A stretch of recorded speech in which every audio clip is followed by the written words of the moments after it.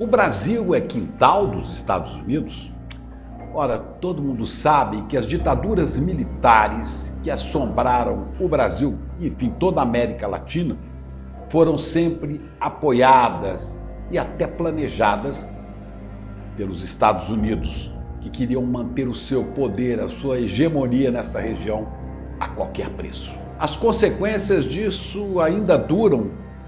Os Estados Unidos continuam influenciando a história do Brasil. Venha refletir sobre isso com a gente com o documentário Utopia Tropical. Esse documentário é um filmaço sobre história, sobre relações internacionais, que você não pode perder. Você vai ver Celso Amorim entrevistando Noam Chomsky, simplesmente o maior intelectual vivo. Nessa conversa com Celso Amorim, Noam Chomsky fala simplesmente desse intervencionismo por décadas dos Estados Unidos em outros países, sobretudo na América Latina. É uma oportunidade única, você não pode perder. Então, dia 8 de dezembro, a partir das 8 da noite, você está convidado pelo ICL, nos canais de YouTube ICL e no canal Eduardo Moreira, a assistir esse filme. Clique aí no Saiba Mais e se inscreva. É de graça. Pegue o seu saco de pipoca e não perca este grande filme. Muito bem, pessoal, estamos ao vivo, começando o Desperta de hoje. Hoje é quinta-feira, 5 de dezembro, 7h03 da manhã, horário de Brasília. Muito bom dia, muito obrigado para todo mundo que já está por aí no nosso chat, para quem já está nos acompanhando pelas redes sociais. Estamos ao vivo no Twitter, na Twitch, no Facebook e também lá no Instagram e também, principalmente, nos nossos canais no YouTube. Bom dia para você que está nos acompanhando aí no canal do Eduardo Moreira, no canal do Leandro Demori e também no canal do ICL Notícias. Se você está chegando por aí pela primeira vez, seja muito bem-vindo, seja muito bem-vinda. Você sabe, você pode assinar os nossos canais no YouTube de graça, ativar o sininho, deixa seu like, deixa o seu comentário dizendo de onde você está assistindo a este programa e principalmente compartilhe esse programa aí nas suas redes sociais e nos seus grupos de conversa. Estamos ao vivo também em 3 emissoras de rádio lá em São Paulo, se você quiser nos acompanhar pelo bom e velho radinho. Bom dia para quem nos ouve no carro, principalmente no trânsito em São Paulo, capital e na Grande São Paulo, pela Rádio Cantareira, pela Rádio Heliópolis e pela Rádio Brasil Atual. Você pode procurar aí no seu radinho, que em algum momento você encontrará em uma dessas 3 emissoras o nosso programa todos os dias às 7 horas da manhã, ao vivo, horário de Brasília. Se você quiser assistir a esse programa pela televisão também, você pode assistir lá na TV Quirimurê, em Salvador, na Bahia, em São Paulo pela TVT e em Porto Alegre pela Pop TV. Olha só, gente, domingo agora a gente vai mostrar aqui, vamos fazer mais uma edição do Cinema ICL. Eu vou apresentar, aliás, esta edição com um filme sobre o Noam Chomsky. É na verdade, uma conversa, um diálogo político entre o Celso Amorim, um dos principais chanceleres que o Brasil já teve aí, né, principalmente no século XX aí, importantíssimo, segue no governo Lula até hoje, né, é um responsável pela expansão da influência do Brasil pelo mundo nos governos Lula, e o intelectual Noam Chomsky, que aliás vive no Brasil, Chomsky, né? Conhece muito sobre a América Latina, conhece muito sobre o Brasil. Um filme do João Amorim, diretor, ele fez uma espécie de diálogo entre visões de mundo, visões geopolíticas, visões políticas desses dois importantes personagens. A gente vai mostrar esse filme no domingo aqui, vai fazer uma apresentação do filme na íntegra, online, ao vivo, exclusivo e gratuito neste domingão, no próximo domingo agora, às 8 horas da noite, para você assistir a esse filme na faixa, né, no Cinema ICL. A gente tem tido bons públicos aqui, já fizemos vários filmes. O último filme que a gente fez foi um filme sobre as plantações, os desertos verdes, né, as plantações de eucalipto no Brasil. Já exibimos filmes sobre a Lava Jato aqui, sobre a Vaza Jato, O Amigo Secreto, da Maria Augusta Ramos, e agora, domingão, a gente vai fazer esse filme do João Amorim sobre o Chomsky e o Celso Amorim. Domingão às 8 horas da noite. Para quem quiser assistir, Gabriel, despertacl.com.br, né? Garanta seu ingresso de graça, vai ser de graça, exibição, única exibição, vai ser só nesse domingo, exclusivo só aqui no ICL. Vai lá para o despertacl.com.br, é só colocar o seu e-mail, clicar no botãozinho e tá resolvido. Vocês vão receber no domingo mesmo o link para acompanhar mais um Cine ICL na domingueira. A gente sempre tem aí dezenas de milhares de pessoas acompanhando com a gente aqui, o que é muito bom. Eu vou estar com vocês aqui, tá? gente vai assistir o filme juntos e depois do filme, eu faço uma apresentaçãozinha breve no começo, a gente assiste ao filme e depois do filme uma entrevista exclusiva também com o diretor João Amorim para falar do processo de filmagem, das coisas que ficaram de fora também e das visões que o diretor tem em relação ao que é falado. Olha, o que é falado nesse filme é realmente impressionante, o conhecimento do Chomsky sobre o Brasil, né? Desde a influência dos Estados Unidos lá durante a Segunda Guerra Mundial no Brasil, o plano, todo o plano que foi colocado em marcha pelos Estados Unidos na América Latina e principalmente no Brasil, para a gente não desenvolver, por exemplo, a nossa indústria mais avançada, se tornar apenas um país exportador de matéria-prima, eventualmente desenvolver uma pequena indústria voltada para exportação, mas nunca avançar muito nessa indústria, as políticas dos Estados Unidos que são comprovadas documentalmente pelo Chomsky, aliás, uma memória impressionante, né? Lembra do nome do documento, o dia que foi assinado, quem assinou, para mostrar que os Estados Unidos eram terminantemente contra qualquer política de distribuição de renda no Brasil, porque o dinheiro deveria ir para os acionistas nos Estados Unidos, das grandes empresas que operavam aqui e também para os executivos norte-americanos que trabalhavam no Brasil. Esse era o plano dos Estados Unidos, por isso eram contra políticas de distribuição de renda, como foi em relação ao Vargas e como foi depois por conta do golpe civil-militar no Brasil também. Então tem um apanhado muito grande que dialoga com o que está acontecendo no Brasil hoje, né? Passa por Lava Jato, passa por muita coisa. É muito bom o filme para a gente entender o que acontece no Brasil hoje com uma perspectiva histórica desses dois grandes personagens, tá bom? despertacl.com.br para poder assistir de graça na domingueira mais esse maravilhoso filme aqui exclusivo do ICL, beleza? Vamos lá então? Senado pode votar nessa quinta-feira o projeto de regulamentação da inteligência artificial. O Senado pode votar hoje o projeto que regulamenta o uso de inteligência artificial no país. Essa é a intenção do Rodrigo Pacheco, né, o presidente do Senado. A proposta ainda depende da votação na Comissão Temporária de Inteligência Artificial do Senado, que está prevista para as 9 horas da manhã de hoje. Pacheco disse que em seguida pautará o texto também no plenário do Senado. Eu pautei para amanhã, disse ele hoje, às 11 horas no Senado. Aguardo ele ser apreciado na comissão e tão logo seja aprovado, ele vai direto para o plenário para a votação, disse o Pacheco ontem em uma entrevista à Globo News. A proposta é uma das prioridades de Pacheco, autor da proposta, que quer concluir a votação na casa enquanto estiver na presidência do Senado ainda este ano. O Congresso Nacional tem trabalhado para produzir um arcabouço legislativo sólido que regule as tecnologias digitais e a mídia, trazendo segurança jurídica para esse segmento, disse Pacheco.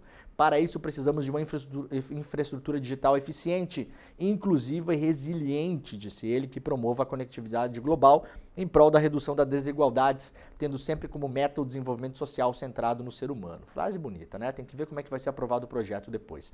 A proposta serve para definir os limites e as permissões para o uso de tecnologias, que vai desde uma busca no Google ou a redação de um artigo no ChatGPT até a captura de fugitivos na justiça. É um projeto amplo, é uma ampla discussão. O Brasil, como sempre, costuma sair na frente nessas discussões legislativas digitais. Foi assim com o Marco Civil. Infelizmente não foi assim com o projeto das fake news, que agora está lá no STF sob risco de ter destruído parte do Marco Civil da internet. Eu estou com um medo danado que o STF vai fazer cagada em relação a isso, porque a Câmara se negou a votar o PL 2630, que era o assim chamado PL das fake news, erroneamente, porque tinha apenas um novo tipo penal ali sobre fake news no Brasil e só. Todo o resto era para regular o setor que é altamente desregulado no Brasil, que é o setor aí onde navegam os Elon Musks da vida, né?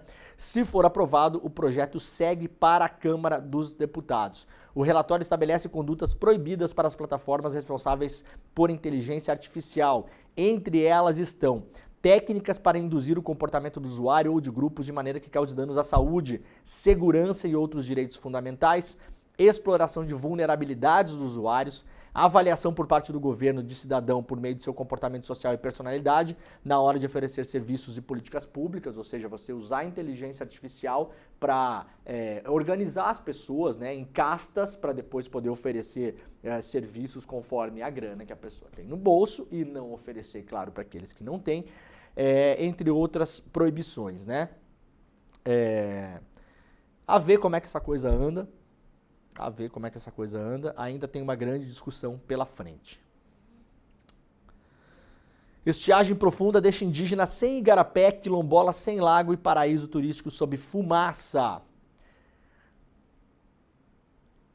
Em regiões do Baixo Tapajós da várzea do Rio Amazonas, nas proximidades de Santarém, uma seca extrema, prolongada e inclemente impõe sensação de seca a centenas de famílias. São pessoas que se viram em espaços transformados de uma forma nunca vivida por meses a fio, reporta hoje aqui a Folha de São Paulo. No fim de setembro, a Agência Nacional de Águas declarou situação de escassez hídrica no Baixo Tapajós, no oeste do Pará, uma forma de chamar atenção para o momento crítico do rio e para que medidas fossem adotadas. Desde então, Tapajós e Amazonas, cujas águas se encontram na altura de Santarém, vazaram ainda mais com reflexos diretos às comunidades dispostas às margens dos rios, igarapés e lagos. Portanto, a gente parou, claro, de falar em seca, porque não atinge mais as grandes capitais, parou de falar em fumaça, em fogo, porque não atinge mais São Paulo. Basicamente é assim que a imprensa funciona no Brasil. Se não atingiu São Paulo e Rio de Janeiro, basicamente tem que ser uma coisa muito grande para que alguém possa falar sobre isso, né? Mas a seca persiste. Essa imagem feita pela Folha por um drone, isso aqui era um lago, ó, gente. Leito seco do lado Pacoval, na comunidade de Igarapé do Costa, em área vizinha ao Rio Amazonas, em Santarém, no Pará. A matéria completa está publicada hoje lá na Folha de São Paulo. Polícia Federal recupera dados de celular de homem que atacou o STF e busca por envolvidos. A Polícia Federal conseguiu recuperar os dados do celular de Francisco Vanderlei Luiz, que morreu no ataque à sede do STF com explosivos no mês passado. O tio França, né? A PF quer mais informações sobre o plano e talvez procurar possíveis envolvidos para tentar entender se ele tirou tudo aquilo da cabeça dele, né? Ou se tinha gente financiando, participando do plano ou incentivando que ele fizesse o ataque. O conteúdo do aparelho já está com a equipe da Diretoria de Inteligência da Polícia Federal. Vai ser analisado para tentar descobrir mais detalhes do planejamento do ataque e se há mais suspeitos. O aparelho foi encontrado em trailer alugado pelo autor do ataque. A recuperação do conteúdo foi considerada difícil, segundo fontes ligadas à investigação. Reporta hoje aqui o UOL, pois o aparelho estava bastante danificado depois da explosão. A equipe do Instituto de Criminalística da PF em Brasília enviou o aparelho para São Paulo, onde peritos conseguiram extrair todo o conteúdo. O material voltou a Brasília nessa semana. A investigação é conduzida pela Divisão de Combate ao Terrorismo da PF, subordinada à Diretoria de Inteligência. Investigadores analisam as mensagens trocadas para tentar descobrir mais detalhes sobre a organização do atentado e o eventual envolvimento de outras pessoas. O homem-bomba tinha trailer com fogos de artifício. O veículo estava ao lado do carro de Francisco Vanderlei Luiz, no estacionamento do anexo 4 da Câmara. O trailer estava carregado com fogos de artifício que explodiram instantes antes de ele atacar o Supremo com bombas caseiras. Ninguém se feriu no ataque, só Vanderlei Luiz morreu após explodir um dos artefatos em sua cabeça.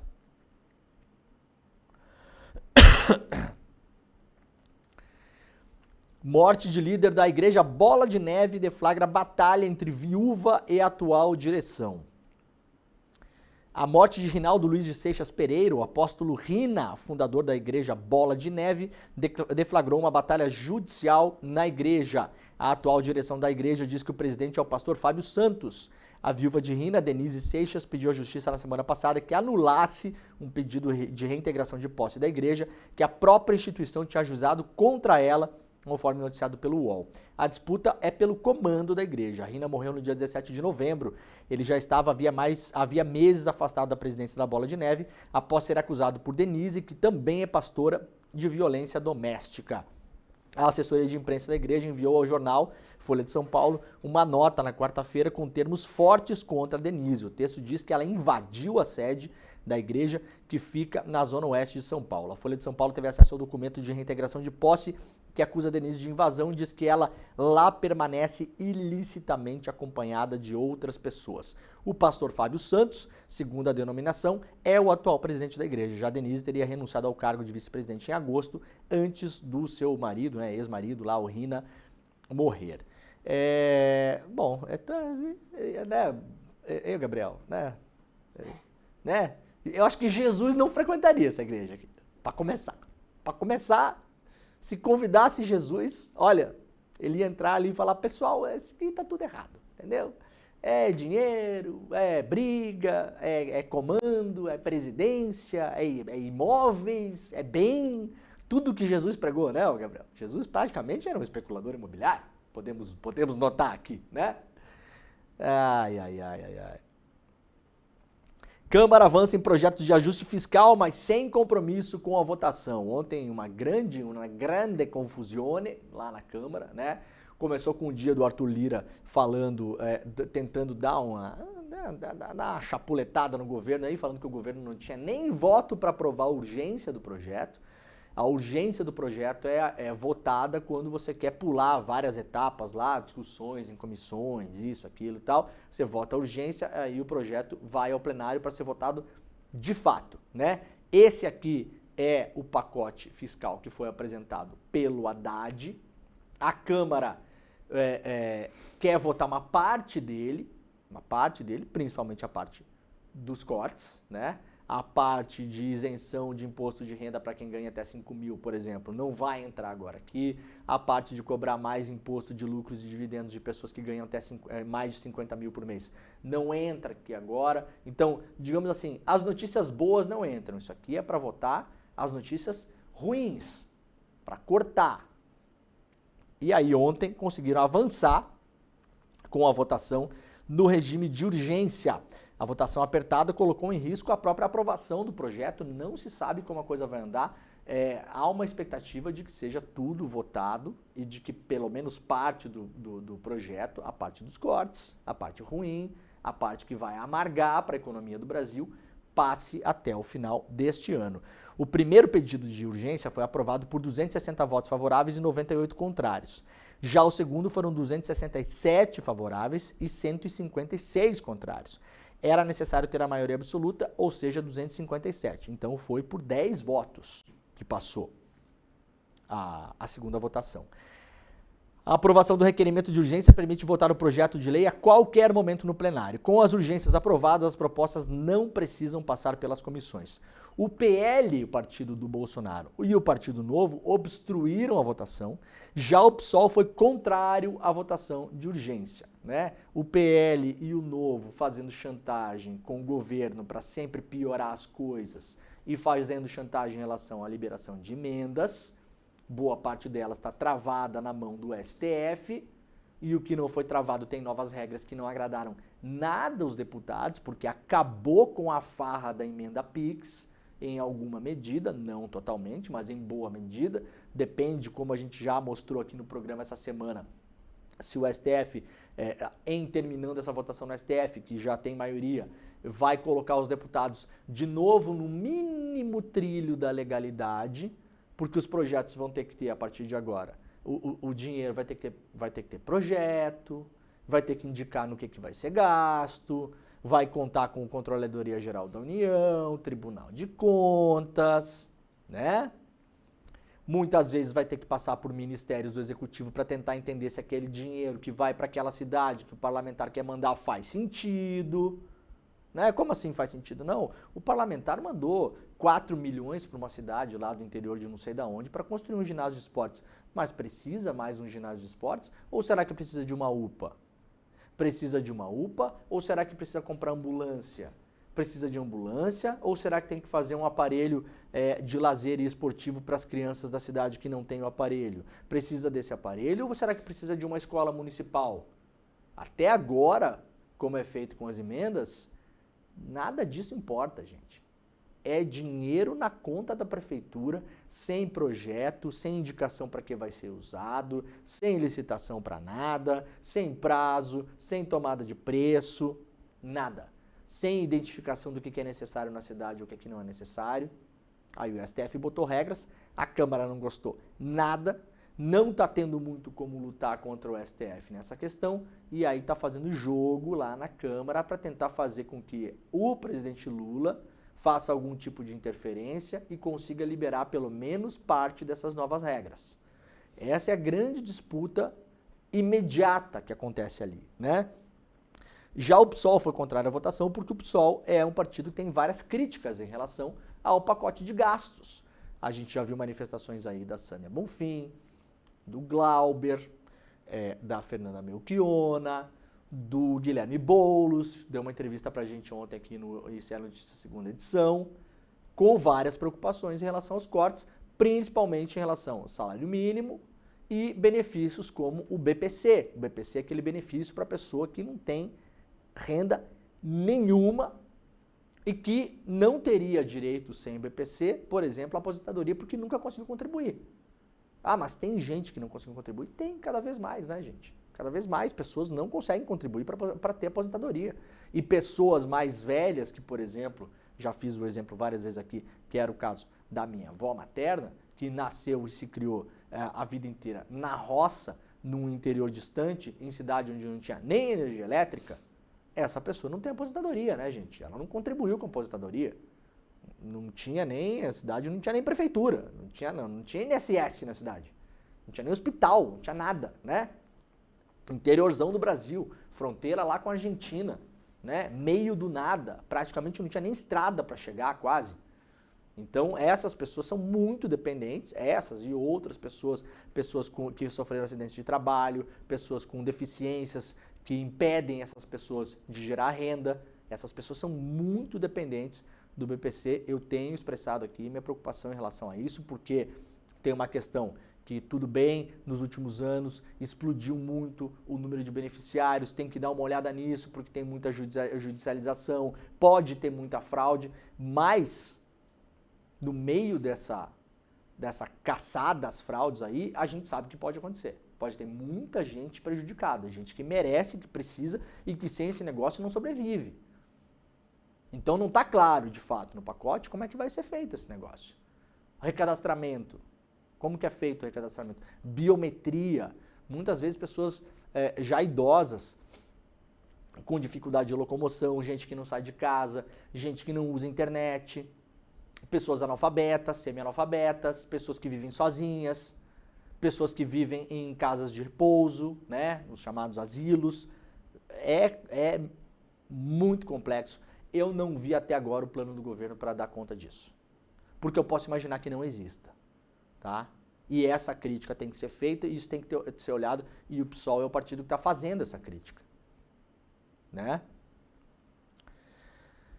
Não há nenhum compromisso com a aprovação do conteúdo do projeto. A votação de urgência aconteceu após uma reunião do Lira com os líderes de partidos. De acordo com as lideranças, houve um apelo do governo e do Lira para análise dos requerimentos. No entanto, não tem acordo para votar a aprovação do projeto. Votaram apenas a urgência, né? O pagamento das emendas parlamentares causou mal-estar na Câmara. Então o negócio é esse, gente. Vamos falar em português bem claro aqui. Os deputados estão vendendo o voto desse negócio dos cortes em troca de emenda, tá? É isso que está acontecendo no Brasil nesse exato momento. De modo legal, digamos assim, tá? Os caras estão vendendo o voto. Vendendo. Olha só, para votar isso aqui tem que liberar a emenda lá que eu tinha, emenda Pix lá, que eu mando para quem eu quiser, sem nome, sem projeto, sem nada, eu faço o que eu quero e o dinheiro é meu, tá? Então, essa negociação que está acontecendo nesse momento. Apesar da autorização do governo para liberar quase 8 bilhões em emendas individuais de bancada, os deputados ainda não estão satisfeitos com a decisão do ministro do STF, Flávio Dino, que liberou a execução dos recursos com regras. Então, assim, o Dino liberou o dinheiro, tá liberado. Mas tem regras. A gente mostrou as regras aqui, quem não viu o programa volta, foi no programa de ontem ou ontem, se eu não me engano. Gente, não é regra assim que você tem que, né, escalar um Everest, tá? As regras é tipo assim, coloca o nomezinho do deputado que vai mandar a emenda para a gente saber, né? A regra é assim, tem que ter um projeto, viu? Um projeto, para que tem que explicar para que vai ser gasto. Eu não estou brincando, essas são as regras que o Dino estabeleceu. Tem que ter um projeto explicando para que vai gastar o dinheiro. Veja que absurdo. Não, para que projeto? Eu quero mandar o dinheiro pro meu brother lá, né? Pro meu chapa, para fazer a eleição. Eu estou preocupado em me reeleger em 2026. Como assim projeto? Né? Essas são as regras, gente. Fica estabelecido que os órgãos de controle podem olhar para esse dinheiro e ver como é que está sendo gasto, por exemplo. Não, opa, não quero.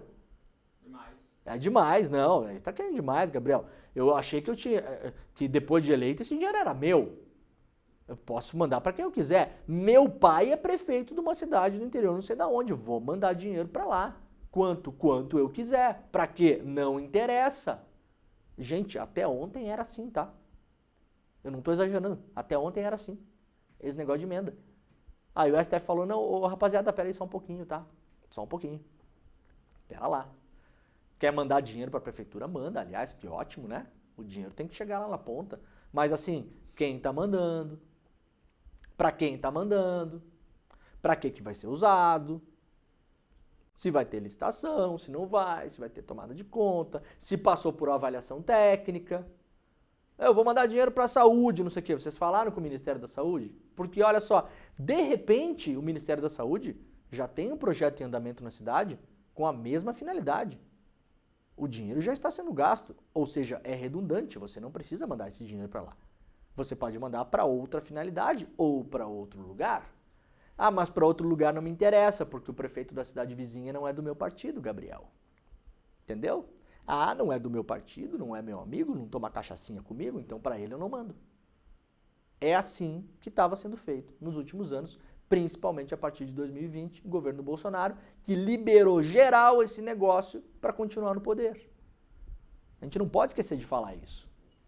A gente está deixando esse negócio passar em branco e parece que o Brasil está normal.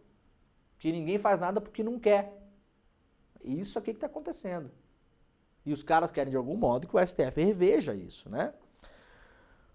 O governo já mandou 2 projetos para o Congresso. Um dos textos faz alteração à lei do arcabouço fiscal, impondo um teto para a compensação de créditos tributários e propõe um bloqueio de 15% das emendas parlamentares. Já o outro projeto ajusta a regra de valorização do salário mínimo às regras do arcabouço fiscal, limitando o crescimento do salário mínimo a 2,5% ao ano. Isso aqui está sendo muito combatido, principalmente pelo PSOL. Muito. E com razão. É preciso entender exatamente como vai ser esse negócio. Ah, mas vai crescer igual, porque se tem inflação, é inflação, mais até 2,5%. Tudo bem, mas todas as simulações que eu vi até agora por aí de economistas mostram que, mesmo assim, crescerá menos do que pode crescer o salário mínimo hoje. Então, na prática, ao que tudo indica, isso aqui é corte na possibilidade de aumento do salário mínimo. E vai pegar os mais pobres. Tá? E também as regras do Bolsa Família e do benefício de prestação continuada, o BPC.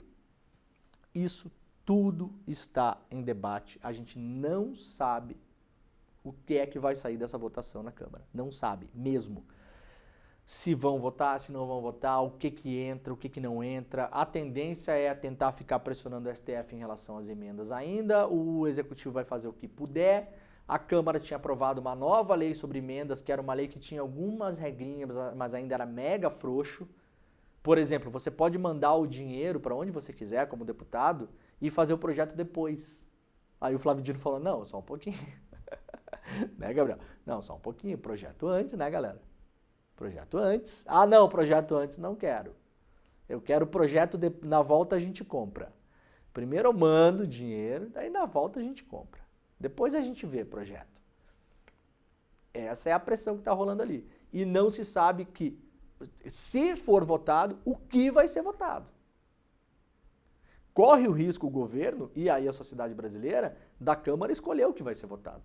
E fazer destaque, e fazer modificação de texto, e fazer emenda, né?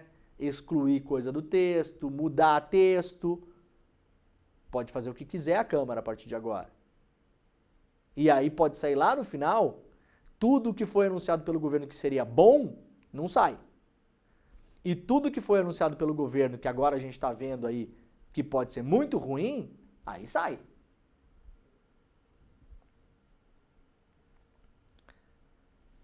E ninguém quer cortar, né? Olha aqui, ó. Juízes e Ministério Público criticam a PEC contra os supersalários e falam em aposentadoria em massa. Então, assim, o Brasil é crise fiscal, é problema, tem que cortar, tem que tirar, não sei o quê, salário, super salário. E aqui não se fala de funcionário público em geral, tá, gente? A gente está falando de 3, 4% do funcionalismo público, que ganha muitas vezes, inclusive, acima do teto constitucional. A gente não está falando da pessoa que está atendendo lá na fila do INSS, tá? A gente não está falando do caixa que atende lá na ponta o público lá na Caixa Econômica Federal. Não é dessa pessoa que a gente está falando. A gente está falando da galera que, daqui a pouco eu vou mostrar a Marinha aqui, a gente está falando da galera da Marinha, eu vou mostrar aqui. a mamata da Marinha. E vamos mostrar o vídeo de novo aqui para ficar com mais raiva ainda. Tá? Tem que cortar. Ah, então tá, gente, tem uma lista aqui de setores que são beneficiados com bilhões de reais de mamata. Ah, não, esses não. Esses não pode. Vamos acabar com a desoneração da folha de alguns setores da economia, entre eles a imprensa, né, que defende isso com unhas e dentes, sem deixar claro que é beneficiado. Ah, não, esse não. Esse não. Vamos então cortar os super salários, gente. Tem gente ganhando muita grana no funcionários públicos. Vamos dar uma equacionada nisso. Ah, não, isso não. Então, o Brasil tem um grande problema, mas ninguém quer mexer em nada. Né? Aí salário mínimo, Bolsa Família, aí essa galera aí não está organizada, não tem sindicato, não tem lobista em Brasília, não elegeu parlamentar. É assim que funciona a democracia disfuncional brasileira. Vai estourar lá. Entidades da Justiça Federal, Eleitoral, Militar e do Trabalho, além dos membros do Ministério Público, divulgaram na quarta-feira nota conjunta criticando a PEC, que reduz as exceções ao teto salarial do funcionalismo público, hoje em R$ 44 mil por mês. A medida integra o pacote de corte de gastos. A proposta do Ministério da Fazenda mantém como exceção ao limite da remuneração apenas indenizações citadas em uma lei complementar, que deverá ser aprovada logo depois da emenda constitucional. O Poder Judiciário tem precedentes do uso de penduricalhos para inflar os salários acima dos limites legais. Então, qual que é o teto? O teto é 44 mil. Beleza, mas o cara ganhou esse mês, o cara ganhou 170 mil reais. Eu não estou brincando, é disso para mais, tá? Ah, mas isso aí é porque daí tinha não sei o que atrasado, daí uma parcela, daí uma correção que a gente decidiu aqui, que era uma correção do não sei o que, daí essa correção, ela pega assim, Gabriel, desde 1999 até agora, entendeu? Daí vai ser assim, vai ser pago em parcelas. São suaves parcelas, 24 parcelas de 48 mil reais por mês. Ah, então o salário não é mais 44, o salário é 100. Ah, entendi, mas é tudo legal. É tudo legal, porque não é salário, é o chamado penduricalho. Os caras não querem mexer, claro. E aí estão ameaçando se aposentar. Ah, vai mexer? Então tá, então a gente vai se aposentar. Então eu vou ficar em casa sem fazer nada, recebendo meu salário integral. Né? Claro que é uma ameaça, praticamente é uma paralisação do funcionamento, né? Da justiça, né? Bom, a nota, para quem quiser ler, né? Tá lá na Folha de São Paulo. Olha, uma pesquisa que saiu ontem é bastante interessante, não pelos números, mas pela quantidade de pessoas que a respondeu. Olha só. Pesquisa da Genial Quest, reprovação de Lula junto ao mercado, ou assim chamado mercado, sobe de 64% para 90% em dezembro. Ou seja, 90% do mercado reprova o Lula, tá? Em que ponto nós estamos agora, gente? O Brasil tem índices de economia, se a gente fosse assim olhar uma coisa assim, meio anos 90, o Brasil está voando, tá? O PIB está crescendo. Aliás, o tal do mercado errou todas as projeções de PIB desde 2021. Todas.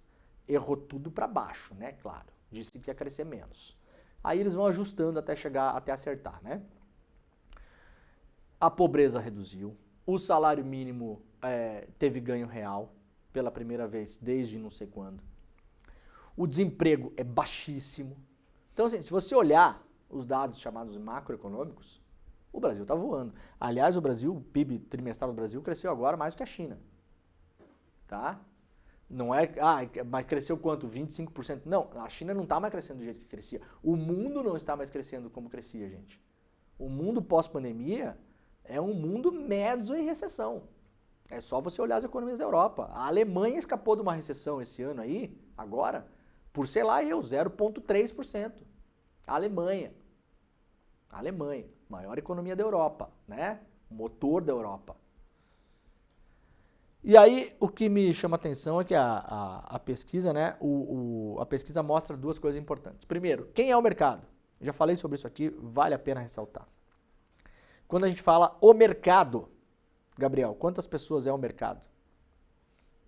Olha aqui, ó. Isso é importante a gente saber, tá? 90% do mercado reprova o Lula. 90% do mercado reprova o Lula. Quem é o mercado? 105 pessoas, tá aqui, ó. Ó que beleza. Estão vendo aqui, ó? Tá? Então, eu gosto dessa pesquisa, sempre que ela sai, eu gosto de ressaltar isso. Sempre que você pensar assim, o mercado, você pensa, o Brasil, 200 milhões de habitantes para mais, né? Quem é o mercado no Brasil? 105 pessoinhas.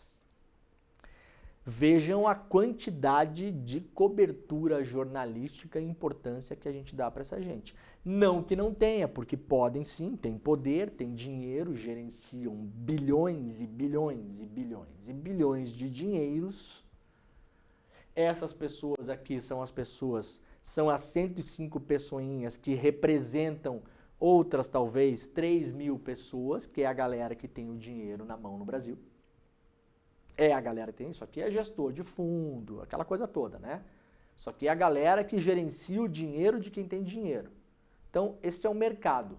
Os representantes do mercado são 105 cidadãos. Tá? Importante saber disso. E tem uma coisa aqui que eu já venho alertando vocês, né? Aquela clássica coisa que muita gente não gosta de ouvir, mas vamos de novo lá. O Lula é reprovado por 90% do mercado. O Haddad passou de 50 para 41 e 61 apontam que ele perdeu força. Mesmo assim, 41% dos analistas financeiros aprovam o Haddad, tá?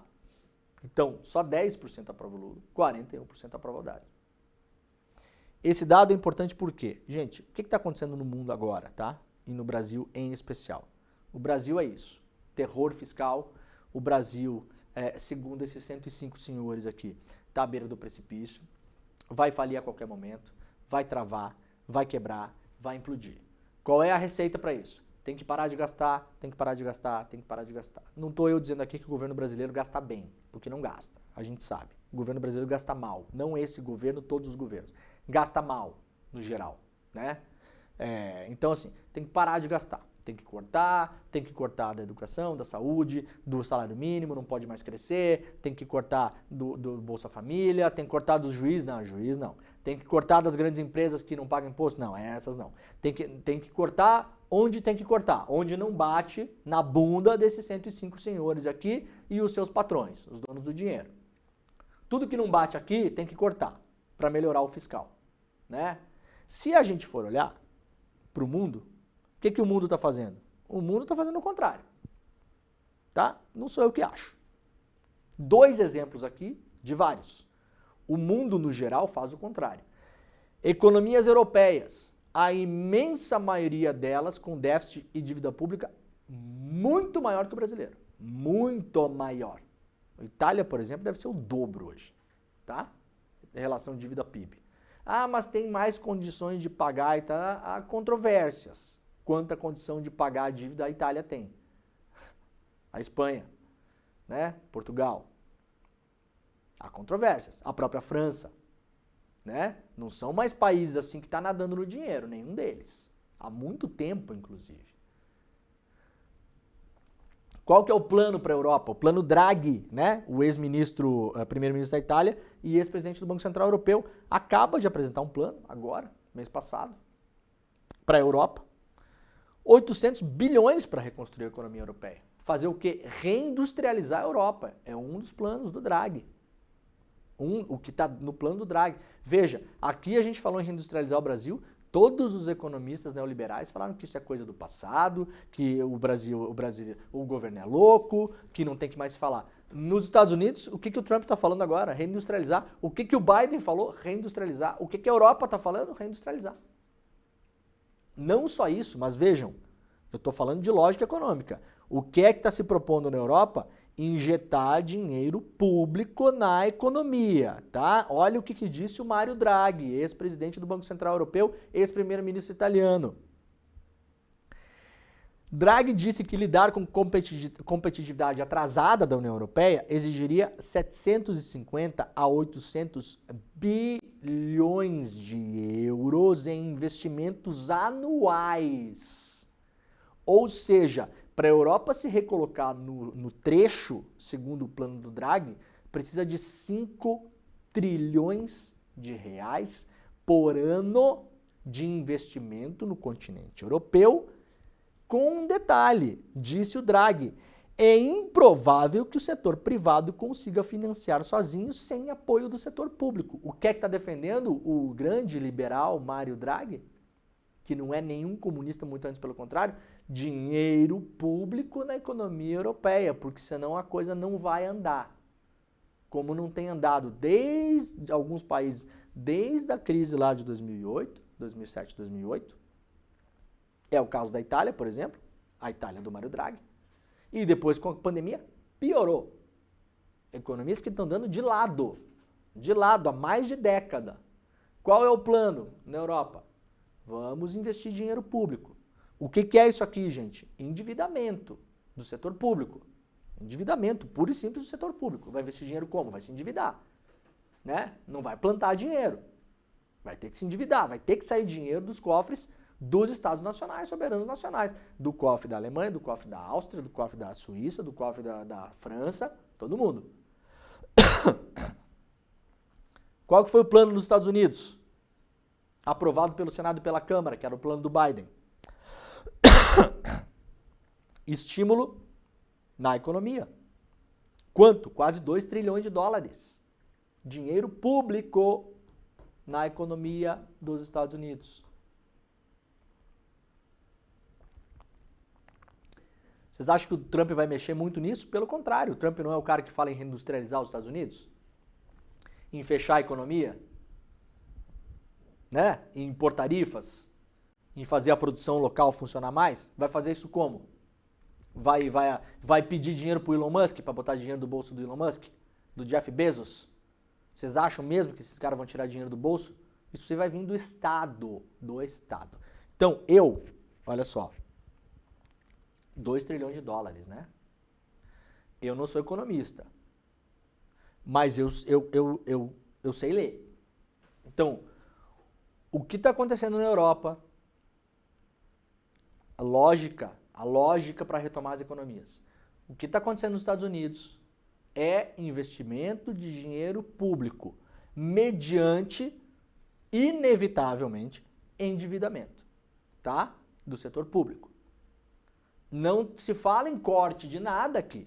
Isso aqui não é corte, gente. Isso aqui é o contrário de corte, tá? Na Europa, o plano do Mário Draghi é o contrário de corte, tá bom? Contrário de corte. É outra coisa. No Brasil é cortar. No Brasil, esses senhores querem cortar. Então, ou tá todo mundo errado e a gente tá certo, ou é o contrário. E aí tem a coisa que tá por trás desse negócio, né? Que é importante falar. A campanha já começou, gente, de 2026. Isso aqui é campanha eleitoral, tá? Isso aqui é um plano muito bem arquitetado, muito bem organizado, para causar terror nos mercados, forçar o governo a tomar medidas impopulares, vai fechar a torneira do investimento público. Se fizer isso, eu posso imaginar que os nossos amigos dos Estados Unidos e da Europa pensem exatamente isso, porque estão fazendo o contrário, estão planejando o contrário. Aliás, hoje a Itália acaba de votar um plano fiscal também, que dá para a população várias coisas, derrama mais dinheiro nas regiões, tem voucher para ajudar a pagar a escola, você pode pegar a nota fiscal de medicamento e pegar o dinheiro de volta. Acaba de ser aprovado na Itália, hoje, ontem foi votado, ontem ou hoje, tá? Foi votado lá. Governo de direita, Meloni. Então assim, o mundo está fazendo uma coisa. Aqui, esses 105 senhores estão dizendo para a gente fazer outra. Por que estão dizendo para a gente fazer outra? Isso aqui vai estrangular o investimento do governo. Crescimento no ano que vem, em 2026, desse jeito, ao que tudo indica, vai para o buraco, porque aparentemente na Europa e nos Estados Unidos, sem dinheiro público, os caras acham que não podem ir para lugar nenhum, a não ser uma economia recessiva. A gente está fazendo aqui o contrário. E isso é jogo para tirar o Lula da urna em 26. Eu já tinha comentado sobre isso aqui, sobre a possibilidade do Lula não ser candidato. Lembram? Então, essa possibilidade existe? Existe. Ela existe. Por uma série de fatores.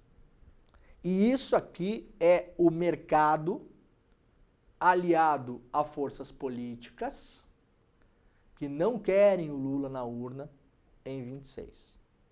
Quem é tolerado nesse caso se o candidato tiver que ser um candidato governista ou do PT? O Haddad é tolerado. Só que o Haddad não é consenso no PT. Aí tem um outro problema, né? Tem um problema interno aí. O Haddad está longe de ser consenso no PT. Então você tem um movimento de enfraquecer o governo, causa terror, empurra esses cortes na mão do governo. A Câmara vai votar possivelmente só os cortes e não vai votar os benefícios. Você vai ter um mau humor generalizado, os cortes vão ser vendidos como insuficientes, os benefícios não vão ser aprovados, a economia tem uma chance muito grande de ser muito pior no ano que vem do que foi nesse ano, né? Mesmo os economistas liberais aí que são antipetistas, não sei o que, estão falando o Brasil só cresce porque o governo derramou dinheiro na economia. Bom, é o que está fazendo a Europa, é o que está fazendo os Estados Unidos. Né? As tais economias liberais estão fazendo isso. Aparentemente ninguém vê problema nesse negócio. E a gente aqui está sendo empurrado para fazer o contrário. O objetivo desse negócio é dar um chega para lá na candidatura do Lula em 2026. Não se enganem. Não se enganem. E aí talvez tolerar a candidatura Haddad, se for o que tiver pro momento, com um vice aí eventualmente escolhido pelo Kassab. Tá? Esse é o plano. E do lado de lá, você sabe, do lado de lá tem Tarcísio. Né? Do lado de lá, quem o mercado quer mesmo agora é Tarcísio. Tarcísio é o candidato do mercado, da Faria Lima, dessa galera toda. Tanto é assim, que vejam que coisa, né? O jornal Estado de São Paulo, como bem notou o Chico Sá ontem no CL Notícias, segunda edição, fez um editorial falando sobre a brutalidade da segurança pública em São Paulo. Tarcísio já avisou que não demitirá o Derrite, que é o secretário de Segurança Pública de São Paulo, por conta do que a gente viu essa semana toda aí. O rapaz jogado da ponte pela polícia. O outro lá tomou 9 tiros pelas costas porque roubou um sabão no supermercado. E aí, todo mundo aqui que tem interesse em fazer o Tarcísio candidato se alinhou para falar assim, olha, calma Tarcísio que a gente precisa de você com a imagem de moderado, hein? Né?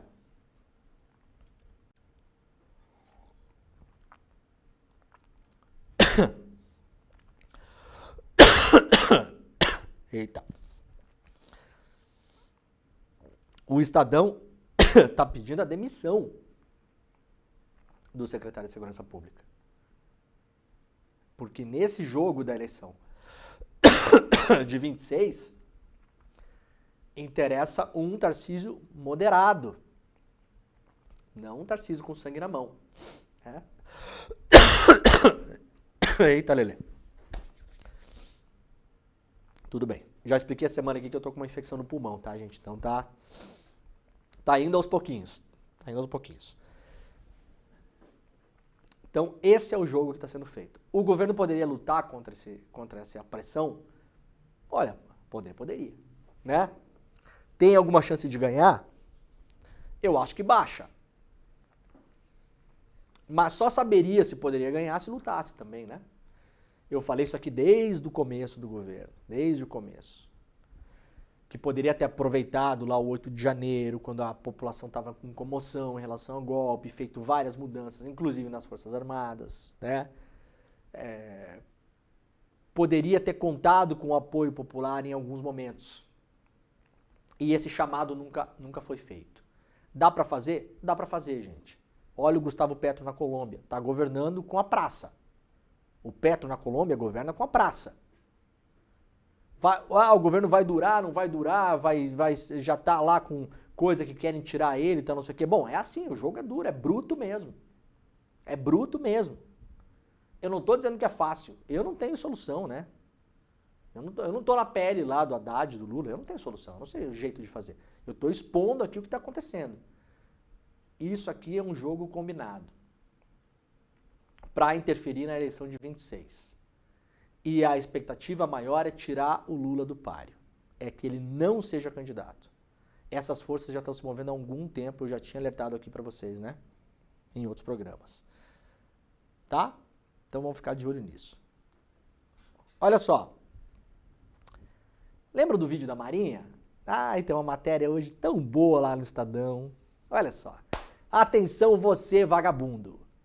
Você vagabundo que fica surfando, voando de paraquedas, tomando cerveja, que só passa o dia na praia e vendo jogo de futebol. Não era assim do vídeo da Marinha? Eu tenho um recado para você. Tem assim uma carreira que você pode fazer aí entrar, que é maravilhoso, salários incríveis, maravilhosos, para você continuar essa sua vida de vagabundo. Vamos só mostrar antes o vídeo da Marinha, Gabriel, de novo, muita gente não viu, né? Vamos mostrar esse vídeo da Marinha. Aliás, até agora, ninguém pediu desculpa por ele, né? Nem a Marinha, nem o ministro da Defesa, Zé Múcio, nem o governo Lula, nem ninguém. E nem vai, né? Nem vão, né? Também. Né? Vocês não estão nem aí, na verdade, né? Estão nem aí. Tá bom. Vamos mostrar de novo o vídeo da Marinha. E aí... Pode botar em tela cheia, Gabriel. E aí a gente vai depois ler essa matéria do Estadão para a gente complementar e terminar esse dia mais feliz. Vamos lá, Gabriel. Em direção à cabeceira da praia! O navio afundou! Vai fazer o quê? Vai morrer? Não!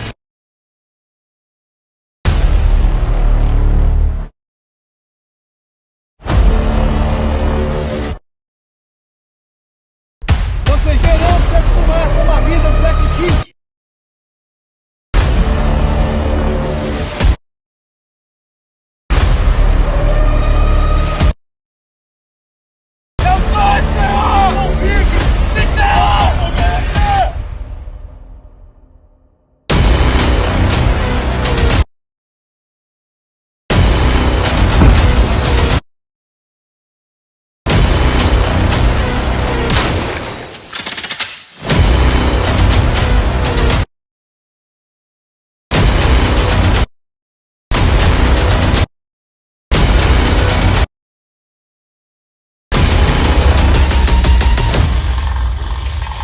Privilégio?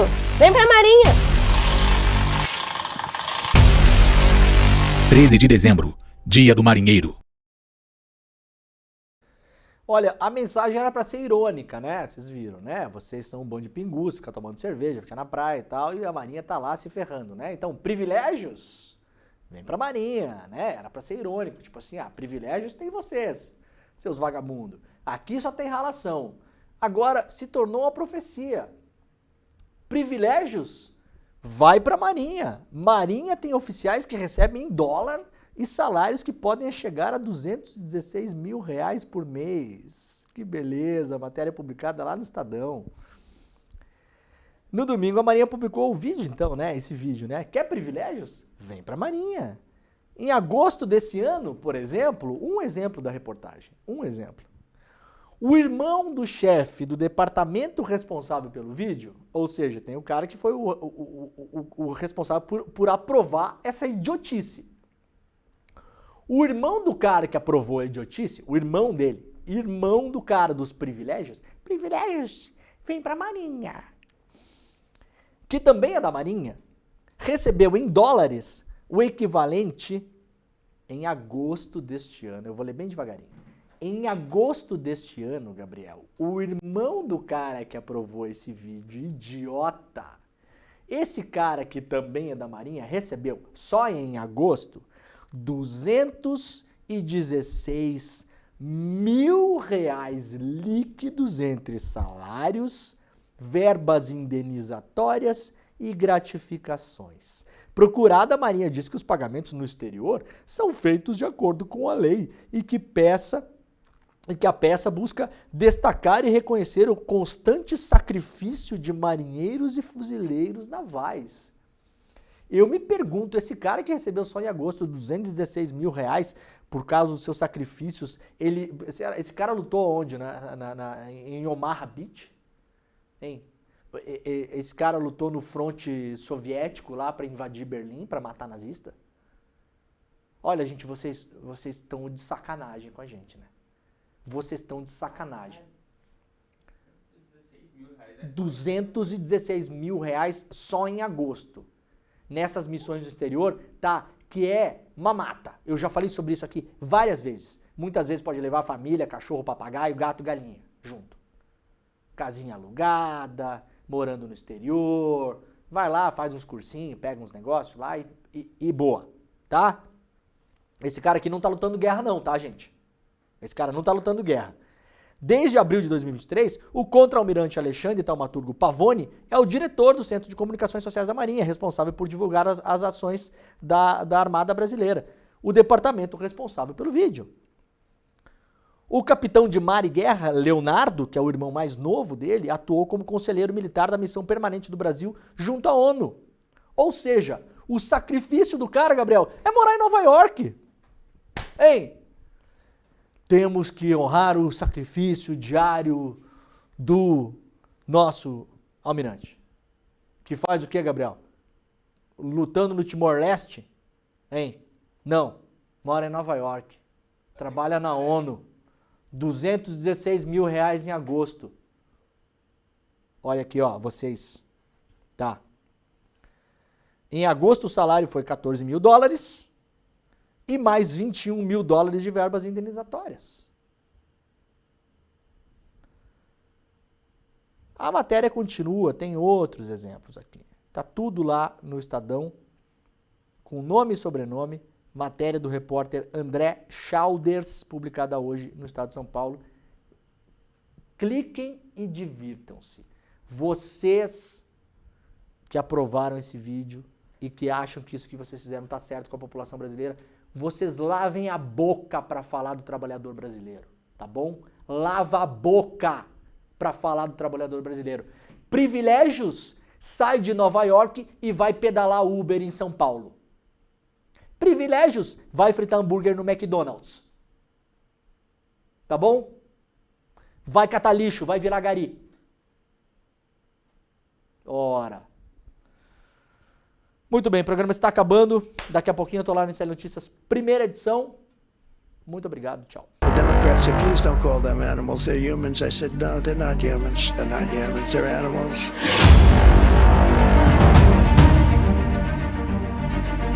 They're eating the dogs, the people that came in. They're eating the cats. They're eating the pets of the people that live there. Past, most of the people in this room voted for a wall. I will get it built.